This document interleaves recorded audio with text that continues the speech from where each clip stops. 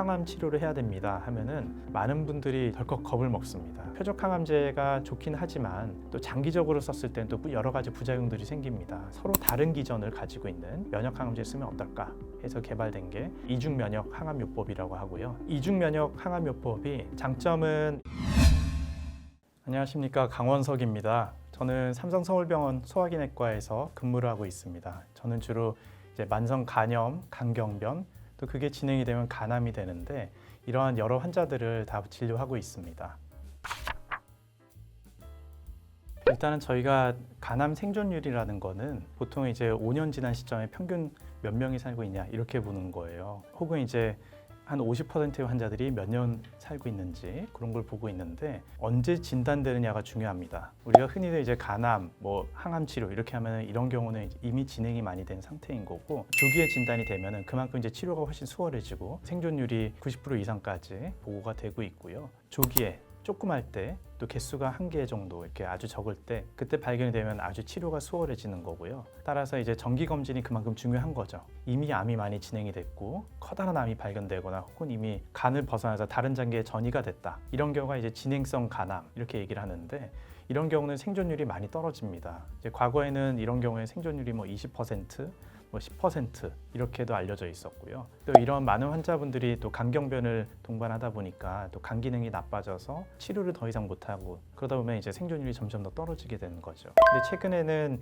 이제 면역 항암제라는 게 도입이 되면서 진행성 간암 환자에서도 우리가 치료를 할 수 있는 좋은 옵션들이 많이 들어오게 됐고요. 과거에는 이제 표적 항암제밖에 없었는데 그때만 해도 생존율이 한 3개월 정도 개선되는 정도였음에도 불구하고 그 약밖에 없었기 때문에 저희가 썼었던 거고 최근에 이제 면역 항암제라는 게 들어오면서 그동안에 경험하지 못했던 그런 새로운 세상을 들어왔습니다. 그래서 환자분들의 생존율이 많이 연장이 됐고요. 최근에는 이제 면역 항암제도 한 가지가 아니라 두 가지를 병용하는 이중 면역 항암요법이 들어오면서 치료 효과가 좀 더 개선이 되고 또 반응률도 좋아지면서 그게 또 자연스럽게 생존율 개선으로 이렇게 연결이 되고 있습니다. 최근에 나온 큰 임상시험을 통해서 계속 추적 관찰했던 그런 데이터들이 나왔는데 진행성 간암 환자, 다시 말해서 수술을 못하고 다른 어떤 근치적인 치료를 하기 어려운 그런 환자에서도 이중면역 항암요법을 했더니 6년 이상 생존할 확률이 상당히 높더라. 예전에 우리가 경험하지 못했던 그런 좋은 성적들을 보이고 있습니다.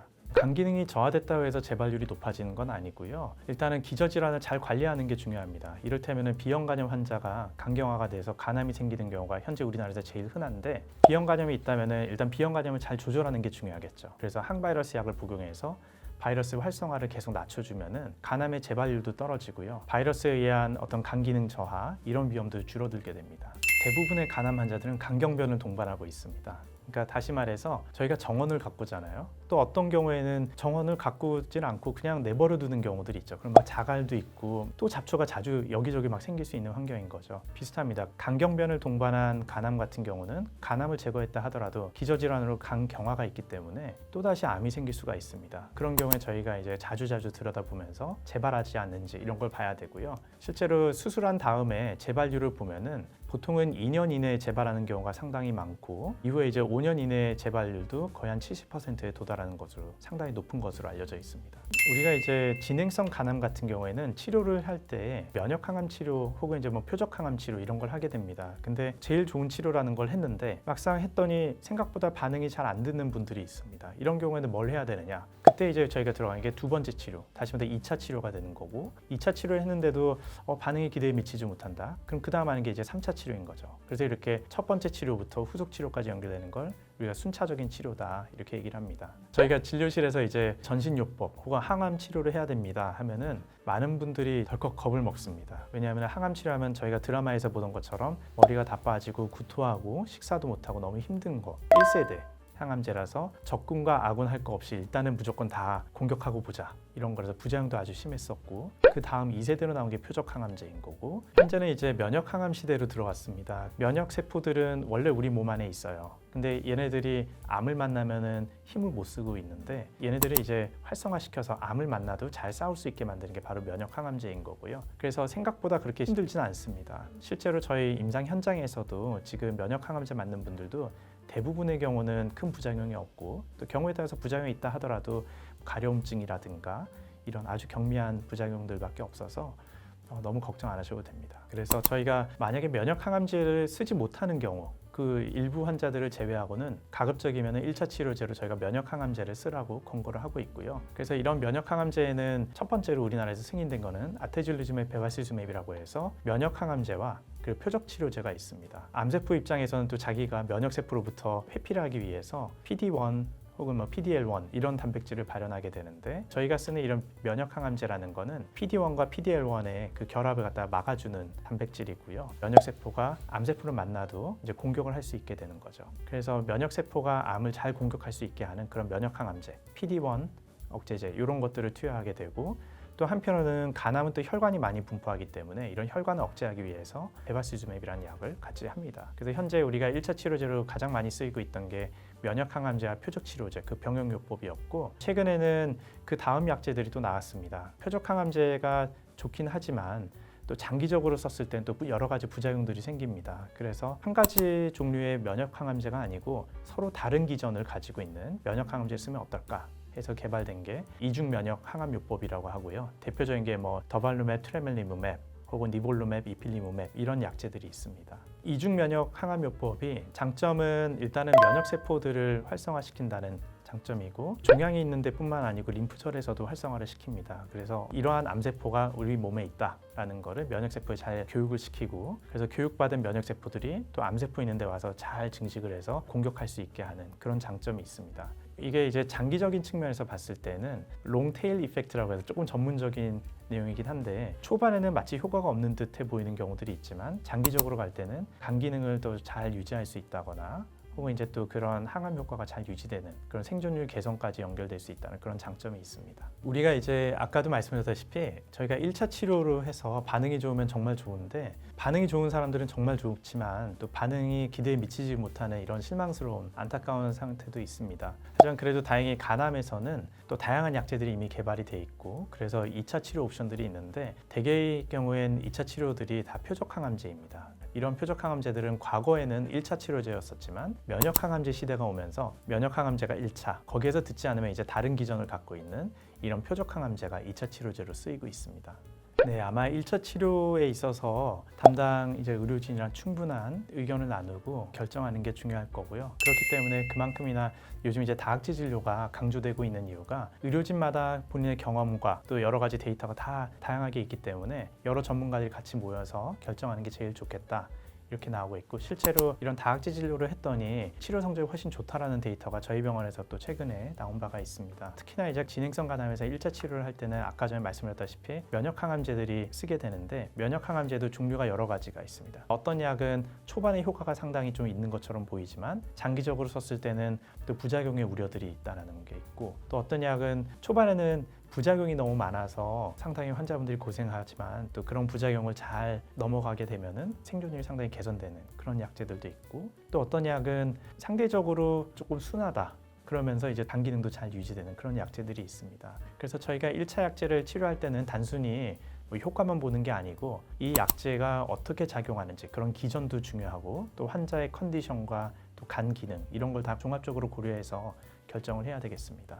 요즘 쓰이는 간암에서 쓰이는 이중 면역 항암제를 저희가 1차 치료제로서 많이 이제 우선적으로 고려를 하고 있습니다. 왜냐하면 이제 저희가 그동안 많이 썼었던 면역 항암제와 표적 치료제 같은 경우에는 효과는 상당히 좋습니다. 근데 이제 저희가 쓰기가 상당히 조심스러운 환자분들이 있습니다. 이를테면은 많은 환자분들이 강경변을 동반하고 있는데요. 강경변이 있다 보면은 문매감 항진증이 있고 그로 인해서 또 정맥류가 많이 발달한 경우들이 있습니다. 정맥류가 뭐냐면 식도에 있는 혈관들이 많이 부풀어 있는 거고요. 그러다 보면 또 출혈의 위험이 있습니다. 그래서 우리가 항암 치료를 하는 과정에서 출혈이 발생하게 되면은 또 항암은 그동안 못하는 경우들이 생기고요. 항암을 못하면 또 그 사이에 또 암이 진행하게 되는 거죠. 그래서 이렇게 정맥류 혹은 출혈의 위험이 높은 그런 위험군에 있어서는 기존의 약을 쓰기가 상당히 조심스럽다라는 거고요. 하지만 이런 이중면역 항암요법 같은 경우는 이런 표적 항암제의 효과가 없기 때문에 특히나 혈관에 압력을 높이는 그런 효과가 없기 때문에 훨씬 더 유리하다 이렇게 생각을 하고 있습니다.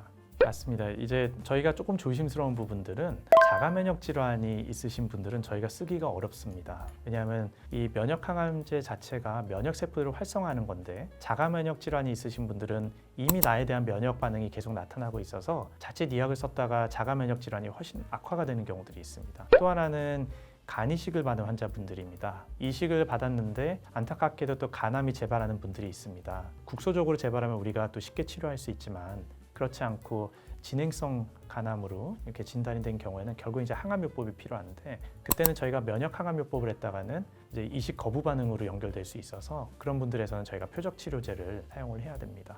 항암이라는 거는 사실상 우리가 진행성 간암일 때 저희가 항암 치료를 하는데 엄밀히 말하면 항암이라는 거 완치 목적은 아닙니다. 우리가 이제 완치라기보다는 암을 줄이기 위해서 치료를 하는 건데 생각보다 또 우리 의미 있는 비중의 환자분들이 또 암이 확 줄어들고 완전 관해까지 도달하는 경우들이 있습니다. 그래서 저희가 항암이라는 거는 특히 면역 항암제라는 거는 통상 저희가 한 번 하는 거 한 사이클이라고 하는데 3사이클 정도를 하고 나서 다시 한번 반응 평가를 합니다. 치료 전과 비교를 해보고 종양이 그래도 더 자라지 않고 비슷하게 유지가 된다거나 혹은 줄어들고 있다. 그렇다면 우리가 항암이 잘 듣고 있다라고 판단을 하고요. 그렇게 되면은 중단하지 않고 또 3차례를 또 하고 그래서 몇 차례 한 다음에 또 다시 반응 평가를 해서 지난번 반응 평가 또 비교를 해보고 반응이 좋다면 계속 유지를 하게 됩니다. 그러다가 종양이 만약에 점점 줄어들고 우리가 이제 수술이라고 하는 근치적 치료를 할 수 있는 단계까지 내려갈 수 있으면은 저희가 수술까지 또 고려를 하게 됩니다. 이제 수술 가능한 상태까지 이렇게 끌어가는 거 그렇게 하는 게 저희 이제 궁극적인 목표가 되는 거고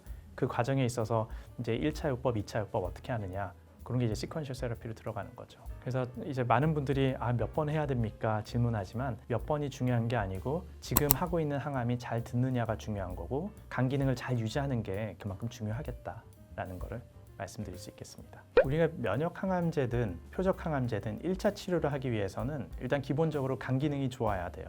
간 기능은 저희가 차일드 퓨라는 점수 체계를 쓰고요. 차일드 퓨 등급이 A, B, C 등급으로 분류를 하고 항암 치료를 하려면 일단은 기본적으로 차일드 A 등급, 즉 간 기능이 잘 보존이 돼 있는 그런 환자를 대상으로 합니다. 간 기능이 나쁜 환자분들은 항암 치료를 통해서 얻는 이득보다도 간과 관련된 간경변 합병증 때문에 돌아가는 비율이 더 높기 때문에 그래서 저희가 항암 치료에 대한 이득은 별로 없다 이렇게 판단을 하고 있습니다. 그렇다면은 우리가 진행성 간암 환자에서 일단은 항암을 시작을 했어요.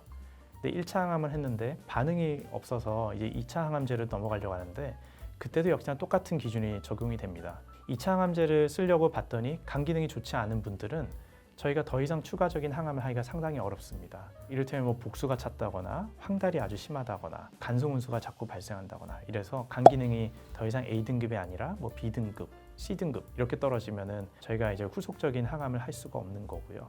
그렇기 때문에 그만큼 항암을 하는 도중에도 간 기능을 잘 유지하는 게 매우 중요합니다. 그러면 간 기능을 어떻게 잘 유지하느냐?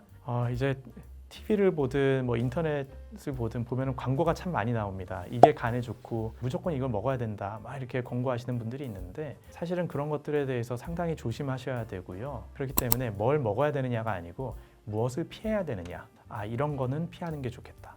이를테면은 비브리오에 노출이 되면은 이제 사망률이 90%까지 올라가기 때문에 특히 여름철에 어패류 피하셔야 되는 거고요. 농축된 음식이라든가 뭐 민간요법 함부로 드시면 안 됩니다. 자칫 독성 간염이 발생하는 경우가 있는데 만에 하나 독성 간염이 발생하면은 그나마 유지되던 간 기능이 나빠져서 또 치료의 기회를 놓칠 수 있기 때문입니다. 진행성 간암 환자로 진단이 되면은 환자분뿐만 아니고 가족분들한테도 상당히 많은 어려움이 생기게 됩니다. 하지만 계속 새로운 약제들이 개발이 되고 있고 항암을 하더라도 반응이 없어도 또 후속 약들이 계속 준비가 되어 있기 때문에 너무 실망하지 마시고 그리고 무엇보다도 간 기능을 잘 유지하는 게 좋은데 주변에서 말씀하시는 이게 좋다 저런 게 좋다 자꾸 휘둘릴 수가 있습니다. 불안하기 때문에 그럴 수밖에 없는데 그래도 또 의료진을 잘 믿고 나한테 조금이라도 해가 될 수 있는 건 피하는 게 좋겠다 이런 마인드로 이렇게 잘 싸워서 이겨갔으면 좋겠습니다. 지금까지 헬스조선 질병백과 간암편 삼성서울병원 소화기내과 강원석이었습니다.